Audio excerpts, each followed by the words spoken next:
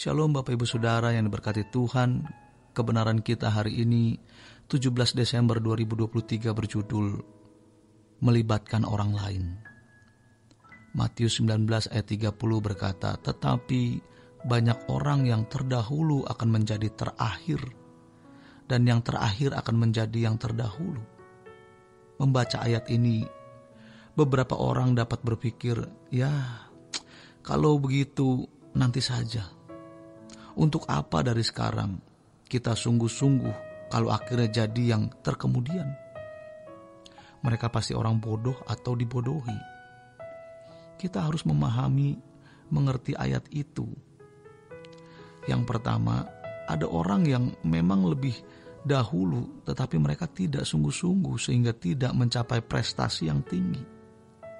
Secara doktrin, secara teologi, para ahli Taurat dan orang Farisi adalah orang-orang yang hebat. Tetapi mereka tidak sungguh-sungguh mau mendengar apa yang diajarkan Yesus. Akhirnya mereka terhilang. Di sisi lain ada rakyat jelata yang memang tidak berteologi tinggi, tetapi mereka dengar-dengaran kepada Tuhan Yesus. Sehingga mereka memiliki kehidupan kerohanian yang melebihi para ahli Taurat dan orang Farisi. Itulah sebabnya Yesus berkata, jika hidup keagamanmu tidak lebih dari ahli Taurat dan orang Farisi, kamu tidak masuk sorga. Mereka memang lebih dahulu pintar, tapi pada akhirnya mereka jadi tertinggal. Nelayan, rakyat jelata bisa lebih dari ahli Taurat dan orang Farisi mendahului mereka. Mengapa? Karena mereka mendengar Injil dan tekun belajar. Yang kedua, orang yang hidup di zaman sebelum kita, di mana kekristenannya biasa-biasa saja, dunia tidak sejahat hari ini, sehingga mereka hidup dengan santai. Tetapi zaman kita ini, dunia jahat sekali. Ada orang-orang yang militan untuk hidup suci, lebih suci dari mereka yang hidup lebih dulu dari kita. Maka Alkitab mengatakan di zaman akhir nanti ada orang yang dimurnikan, yang dikuduskan. Jadi jangan kita membaca ayat ini dan mengerti atau mengartikannya salah. Sebab ini konteksnya diucapkan Tuhan di dalam kehidupan orang Yahudi pada zaman itu. Kehidupan murid-muridnya pada waktu itu. Atau bisa berarti orang yang hidup di zaman sebelum kita ternyata tidak menjadi lebih suci dari kita yang hidup di tengah-tengah dunia yang berat. Ibaratnya orang yang belajar berenang di kolam renang, walaupun ia pintar berenang, tapi ia kalah dengan orang yang berenang di tengah-tengah ombak setinggi 4 meter. Dunia kita bisa berombak lebih dahsyat, tetapi kita bisa hidup suci. Jadi kita bisa lebih dari mereka, itu maksudnya.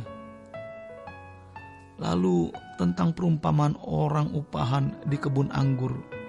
Kita melihat di kebun anggur seorang tuan rumah pagi-pagi pergi mencari pekerja. Lalu sepakat bertemu dengan pekerja-pekerja yang bekerja dari jam 9 masuk kerja. Lalu ada yang jam 12 masuk kerja. Ada yang jam 3 masuk kerja. Lalu yang jam 5 terakhir masuk kerja dapat juga sama 1 dinar. Lalu yang datang lebih dahulu protes. Mengapa kami yang mulai bekerja sejak pukul 9 pagi mendapat 1 dinar yang sama besarnya dengan mereka yang masuk pukul 5? Kalau tahu begini lebih baik kami masuk dari pukul 5 saja. Matius 19 ayat 27-30 bicara soal upah. Tuhan mau menasihati begini. Kalau kamu bekerja, jangan karena upah. Setiap kesetiaan pasti mendapatkan upah. Tetapi jangan karena upah itu kamu setia. Jadi kesetiaan karena upah itu salah. Setia saja, bukan karena upah, melainkan karena mengasihi dan menghormati Tuhan. Jadi di sini Tuhan mau mengatakan mengapa orang protes soal 1 dinar. Karena mereka bekerja melihat upah. Jadi mereka protes. Kalau tidak melihat upah, mereka tidak protes. Di Injil Yohanes 9 ayat 4 dikatakan, selama masih siang akan datang malam di mana tidak ada seorang pun yang dapat bekerja. Ini contoh sederhana tetapi naif. Tunggu tua, nanti baru melayani. Pelayanan yang sesungguhnya adalah menyenangkan Tuhan di setiap saat.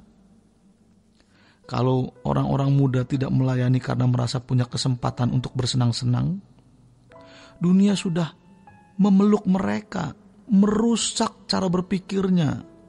Setelah keadaan jadi rusak, hancur, baru mencari Tuhan. Terlambat. Hati-hati. Orang yang dari kecil Kristen saja dan di usia remaja atau pemuda melayani, lalu bertobat, nyaris tidak bisa berubah. Nyaris rusak karena pengertian-pengertian yang salah. Puji Tuhan kalau masih bisa ada kesempatan. Jadi kita harus mau berubah. Karena perubahan kita akan melibatkan perubahan orang lain. Jangan menunda. Kalau kita menunda, nanti dampaknya luar biasa. Akibatnya untuk orang lain juga ada.